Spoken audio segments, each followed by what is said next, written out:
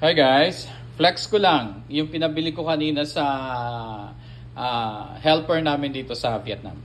Meron akong 6 pieces na talong, 6 pieces na palaya, 5 pieces na patola, tapos siguro mga kalahating kilong bawang, tapos almost 1 kilo na luya.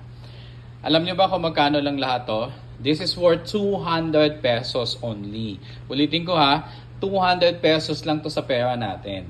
Kaya yung 1,000 pesos weekly budget challenge, kayang-kaya mo yan ma-achieve dito sa Vietnam. Kasi kung eto, meron ka ng 200 pesos, eto, nabili mo na, so meron ka pang 800 pesos para pambili mo ng isda, pambili mo ng karne, pambili mo ng mantika, asin.